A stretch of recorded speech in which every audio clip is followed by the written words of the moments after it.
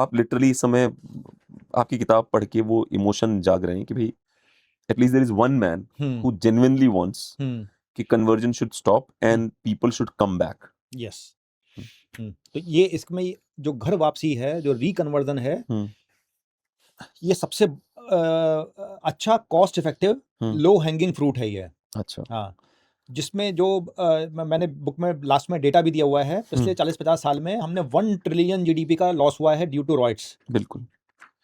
एक साल में करीब करीब 500 रॉयट होते हैं। 33,000 रॉयट जो है सिंस इंडिपेंडेंस हमारे 1947 से 33,000 रॉयट्स हुए हैं, दंगे फसाद जो होते हैं। आज भी हम देखते हैं कि हर साल कहीं ना कहीं कुछ ना कुछ चलता रहता है। कभी नूह में हो रहा है, कभी मेवात में हो रहा है, कभी कहीं हो रहा है, कुछ ना कुछ होता रहता है। तो उनकी कॉस्ट $1 ट्रिलियन, $1019 बिलियन शायद मैंने लिखी, उसमें फिगर लिखी है। ये आप हर साल का आप कैलकुलेट करेंगे तो 0.5 जीडीपी आपको निकलेगा ये पर ईयर। आपको इतना लॉस हो रहा है। आप इसका फ्रैक्शन ऑफ अगर आप स्पेंड करेंगे घर वापसी में गवर्नमेंट, तो आपकी डेमोग्राफी आप बच जाएगी, आपकी सभ्यता बच जाएगी। एक बार और हाँ, इसमें क्या है कि एक तो ये मैंने इसमें लिखा हुआ है कि बड़ा कॉस्ट इफेक्टिव मेथड है, बहुत ज़्यादा आपको इसमें एफर्ट करने की ज़रूरत नहीं है। और ये लोग जो हम बैठ के हिंदू समझते हैं कि वो एक मोनोलिथिक स्ट्रक्चर है इस्लाम, और वो जो है सब लोग एक ही हैं, बिल्कुल एक ही सोचते हैं। ऐसा बिल्कुल नहीं है। उनके यहाँ 50 हमसे ज़्यादा उनके यहाँ कास्टिज़ में 72 फिरके हैं। हाँ, कास्ट 3 हैं, वो अशरफ, अजलफ और अरजाल। हाँ, ये 3 है, और पसमंदा जिसको हम अरजाल को पसमंदा, हाँ, और शिया, सुन्नी, अहमदिया, और सारे जो गंदे काम है, पत्थर फेंकना, आतंकवादी हमले करना, मोस्टली अरजाल से करवाया जाता है। बिल्कुल बिल्कुल, लीडरशिप उनकी रहती है, लीडरशिप उनकी, हाँ, बट काम इनसे करवाया जाता है। और जो ये पसमंदा हैं, ये जो है लो कास्ट से कन्वर्ट हुए और वहाँ पे लो कास्ट ही रह गए। वो उनको कोई बेनिफिट नहीं हुआ कि इक्वलिटी का। क्रिश्चियंस में भी है, हाँ, क्रिश्चियन में भी है, दलित क्रिश्चियंस हैं वहाँ पे। तो इन लोगों का कोई भी सोशल अपलिफ्टमेंट बिल्कुल भी नहीं हुआ। तो इन लोगों को कन्वर्ट करना, इन लोगों को रिकन्वर्ट करना, घर वापसी करवाना बहुत आसान है। और हमारी संस्थाएं ऐसी हैं बहुत सारी जो कन्वर्ट कर रही हैं, स्पेशली वेस्टर्न यूपी में, आगरा, मथुरा और अलीगढ़ और हाथरस, इस रीजन में। लेकिन क्या है कि जो होना चाहिए उतना जो है वो नंबर्स नहीं है। 5-6 हज़ार 10 हज़ार लोग एट द मोस्ट एक साल में हो रहे हैं। और यही उससे ज्यादा वापस मुसलमान बन जा रहे हैं। बिल्कुल, लव जिहाद के थ्रू या किसी प्रलोभन के थ्रू या फोर्स के थ्रू। तो इसमें जब तक कि गवर्नमेंट नहीं सपोर्ट करेगी, अब गवर्नमेंट जो है हमारी क्या है कि सेकुलर है, डेमोक्रेटिक है, वो डायरेक्टली इस पे पिच इन नहीं कर सकती, डायरेक्टली नहीं इन्वॉल्व हो सकती कि आप लोग कन्वर्ट हो जाइए। तो उसके लिए क्या होता है तरीका कि जो लाइक माइंडेड संस्थाएं हैं उनको आप प्रमोट करें, उन पे, हाँ, उनको लीगल सपोर्ट दें, उनको मॉरल सपोर्ट चाहिए, उनको जो फंड्स का सपोर्ट चाहिए। ये 3 मेन सपोर्ट चाहिए होते हैं उनको। और सबसे बड़ा है इसमें लीगल सपोर्ट, कि कहीं पे किसी ने FIR कर दी, किसी ने कोर्ट में चला गया, कोई ये कि ज़बरदस्ती कर रहे हैं, वो सब बिल्कुल एब्सेंट है। जो लोग मैंने जिनसे बात करी है इन संस्थाओं में, तो वो बोलते हैं कि कोई सपोर्ट नहीं है, अपनी मर्जी से कर रहे हैं। हाँ, जो हम कर रहे हैं अपने फंड रेज कर रहे हैं हम, क्राउड फंडिंग से जो लोग दे देते हैं उतना हो पाता है। और वो लोग ये भी बोलते हैं अगर हमारे पास ज़्यादा फंड्स होंगे तो ज़्यादा जो है हम इनको कन्वर्ट कर सकते हैं। टॉक्स वाले आए थे राहुल जी, हाँ, वो सबसे बड़े इसमें बहुत ज़्यादा काम कर रहे हैं इसमें, पर वो बहुत डिसअपॉइंटेड थे हाँ, सरकार से। उन्होंने इसमें फॉरवर्ड भी लिखा हुआ है, राहुल दीवान ने। हाँ, पर वो बहुत डिसअपॉइंटेड है। बिल्कुल बिल्कुल। प्लस मुझे ये लगता है कि एक संस्था है राष्ट्रीय स्वयंसेवक संघ, उसके शायद कोई हैं अविमुक्तेश्वरानंद जी एक हैं, जो जिनको कई लोग नकली शंकराचार्य भी कह रहे हैं। तो उनका एक स्टेटमेंट पता नहीं वो कितना ट्रस्टवर्दी है नहीं है। तो उन्होंने RSS के उस व्यक्ति का नाम लेके कहा कि उसने इनको किसी पार्टी में किसी जगह बताया कि उसने 10 लाख हिंदुओं का विवाह मुसलमानों से करवाया। आप सोचिए, RSS जैसा संस्थान जिसको घर वापसी कराने में मुख्य भूमिका निभानी चाहिए। और अजीत भारती का नाम सुना ही आपने, उन्होंने रिसेंटली क्या स्टेटमेंट दिया था कि मोहन भागवत जी ने क्या कहा था जब उन्होंने DNA वाला नहीं, मोहन भागवत जी से एक्चुअली क्या हुआ कि बंगाल हार गई थी बीजेपी 2021 के बाद। तो मोहन भागवत जी कोई RSS का प्रोग्राम था, उसमें बंगाल में हिंसा चरम पे थी। तो उसमें यूट्यूब के बड़े इन्फ्लुएंसर्स को बुलाया गया था, अजीत भारती भी गए थे। मोहन भागवत स्टेज बैठे थे, तो अजीत भारती ने उनसे पूछ लिया कि भाई जो, अच्छा, अजीत भारती ने उनसे कुछ नेगेटिव नहीं बोला। अजीत भारती ने ये बोला कि अगर क्या RSS की मदद से, याद आ नहीं याद आ रहा क्या डिस्कशन में, क्या RSS की मदद से हम कोई ऐसा फंड रेज करें कि भाई जो लोग हिंदू कहीं भी मारे जाएं दुनिया में, उनको परिवार को हम फंड दे सके कुछ ना कुछ। तो पब्लिक फंड करेगा, पर RSS अगर उसमें मुख्य भूमिका निभाए, क्योंकि वो चाहते थे कि मतलब RSS का ही इवेंट है तो सलाह क्या दे सकता हूँ RSS। तो जो पहला स्टेटमेंट निकलता है मोहन भागवत के मुंह से वो ये निकलता है कि क्या हमने हिंदुओं का ठेका ले रखा है आरएसएस ने।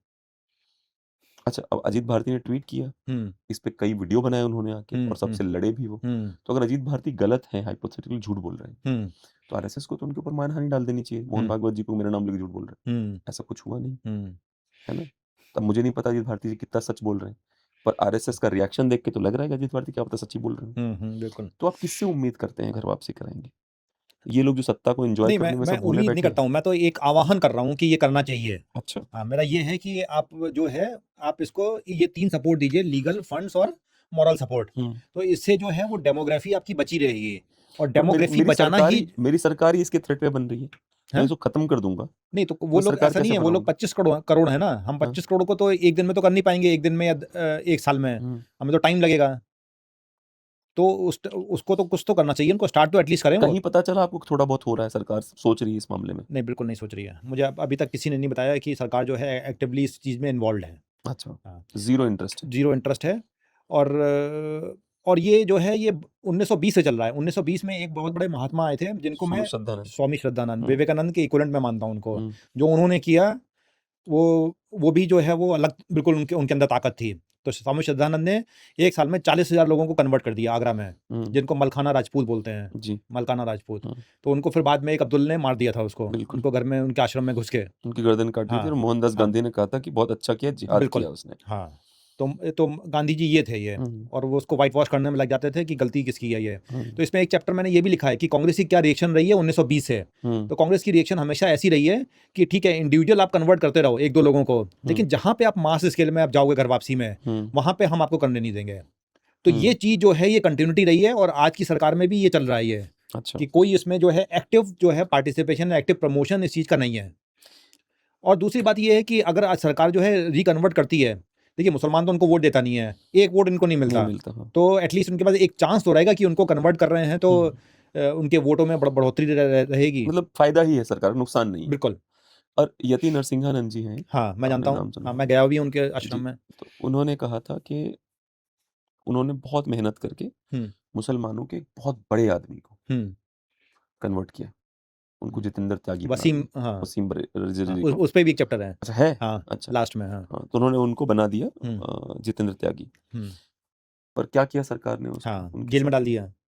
मतलब वो वसीम रिजवी जिसके पास शायद लाखों में उसका धंधा चलता था, मुसलमानों ने उसको छोड़ दिया, उसके धंधे रिसोर्सेज खत्म हो गए खाने पीने के, और सरकार ने उसको जेल तक में डाल दिया। ये है हमारी सरकार, इससे उम्मीद करते। और जब तक वसीम थे तब तक छू नहीं पाई। हाँ, औकात नहीं हुई उनके पास पहुंचने। जैसे ही वो जितेंद्र बने और वैसे ही जो है हिंदू होने का उन्होंने तुरंत हक अदा कर दिया। हाँ, तो इससे सिग्नल क्या गया कि भाई घर वापसी जो है वो डेंजरस है। यही सरकार तुम्हें रगड़ेगी। हाँ। अच्छा, क्या सोच होगी सरकार की? कौन लोग ऐसा काम करवाते हैं? जितेंद्र त्यागी को जेल भेजने का क्या लॉजिक रहा होगा? कौन लोग भेज रहे हैं जेल? नहीं पता। मुझे किसी भी लॉजिक से जो है वो मैं कभी नहीं समझ पाऊंगा, नहीं बोल सकता कि योगी जी को नहीं पता था। पता था उनको। 6 महीने जेल रहे भाई। हाँ।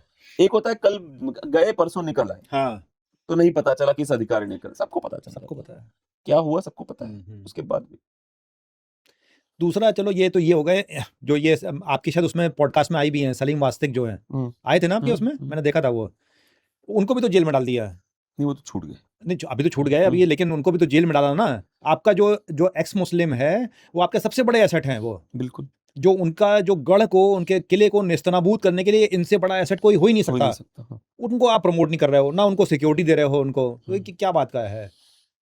अरे गरे सलमान खान को आप सिक्योरिटी दे रहे हैं, आप गले लगाओ और बोलो कि ये जो है ये अब्दुल मेरा भाई है। हिंदू मुस्लिम भाई है। तो बड़ा मुझे वो होता है। चलिए हम किताब पे वापस आते हैं। मुकुंद देव जो है वो कैसे बहादुर थे आपकी नजरों में? कैसे? हाँ, बहादुर लीडर थे और एक अच्छे राजा थे, विजनरी लीडर थे। अच्छा। हाँ, तो इन्होंने जब वो गुलनाज से मिले वो, तो नहीं, अभी वापस चलते हैं, अभी शुरुआत चलते हैं, हमले पे जाने जाते हैं। गुलनाज पे भी नहीं जाएंगे। Gulnaz is an awesome character of this book. Gulnaz आपको पढ़ने में बहुत मजा आएगा, ब्यूटीफुल कैरेक्टर है इसका। पहले चर्चा करते हैं जो राजीव लोचन रॉय का जो थॉट था कि let's not bring the war to our आंगन, वापस ले चलते हैं उनके यहाँ। बिल्कुल। हाँ, तो पहले उस पर चर्चा करते हैं। क्यों? मुझे लगता है बहुत रेयरली लोग हैं। एक तो छत्रपति शिवाजी महाराज की मैं आपसे चर्चा कर रहा था, वो थे जो युद्ध को उनके घर ले जाते थे कि तेरे घर पे युद्ध होगा, है ना। या फिर मैंने इनको देखा, राजीव लोचन रॉय जो किले में बंद नहीं रहना चाहता, जिसने अपने राजा तक को बोला कि किस बात का वेट कर रहे हैं, चलो हमला करते हैं। बिल्कुल। तो एक तो ये जो हम हिंदू लोग हैं वो वॉर नहीं चाहते हैं। वॉर जो है वो लास्ट हमारी प्रायोरिटी रहती है। हम एज ए सोसाइटी जो वॉर की जब तक की बात होती है तो वो रिस्क अवर्स सोसाइटी है। जब तक कि हमें फोर्स ना किया जाए हम अटैक नहीं करेंगे, नंबर 1, और तब लास्ट उस पे रिसॉर्ट पे ही हम अपने आप को डिफेंड करेंगे। तो एक ये रहा है, ये पूरे टाइम से वो अभी भी चल रहा है। ऐसा नहीं है कि है, do you think it's negative? बिल्कुल नेगेटिव है ये। Why do you think so? आप वॉर को अगर उनके आपको पता है कि आपका दुश्मन जो है कभी भी आप पे अटैक कर सकता है, वो मजबूत है, उसकी ये प्रकृति है कि वो आपको अटैक करके आपको मारेगा, वो आपकी संपत्ति लूटेगा, तो आप क्यों नहीं उसके घर में घुस के उसको मारोगे? क्यों नहीं? ये हम हमेशा करते हुए आए हैं। आज तक हमने एक युद्ध में जो है हमने जो है किसी को अटैक नहीं किया। ये पाकिस्तान को, या उससे पहले अफगानिस्तान में अगर हम मिडिवल पीरियड की बात करें तो हम मार सकते थे हम। नहीं, शायद बप्पा रावल गए थे एक बार। हाँ, वो बहुत पहले की बात हो गई। मैं अभी की बात कर रहा हूँ, पिछले 1000 साल की। वो तो बप्पा रावल थे, और कश्मीर के भी जो थे, क्या नाम जिन्होंने था मार्तंड टेम्पल में था, हाँ, ललितादित्य मुक्तपीड़, हाँ, तो उन्होंने भी वो किया था। लेकिन जो आज की बात हम अगर करें तो हमने ये कभी हमारे खून में नहीं रहा कि हम अटैक करके, हम रहते हैं कि शांति से रहो, और हम भी जिए, तुम भी जियो, और जीनो दो वाली जो है हमारी सिचुएशन रहती है। आपको ह्यूमन टेंडेंसी है जियो और जीने दो? नहीं, उनकी तो नहीं है। अच्छा, कहाँ है उनकी? ट्रम्प की है? ट्रम्प की नहीं है। अच्छा। ट्रम्प तो बार बार अटैक कर देता है, जरा सी कुछ बात होती है हम तुमको मार देंगे, हम ये कर देंगे। यही इस्लाम में भी यही है, कोई अंतर नहीं है दोनों में। और हम में जो है बहुत बड़ा अंतर है। अभी आज बलूचिस्तान और पीओके, अगर चाहे सरकार हमारी तो नहीं इनको अलग कर सकती है। 1 महीने का काम है उनका कि वो अलग कर दे, बिना डायरेक्ट इंटरफेरेंस के, बिना डायरेक्ट इन्वेजन के।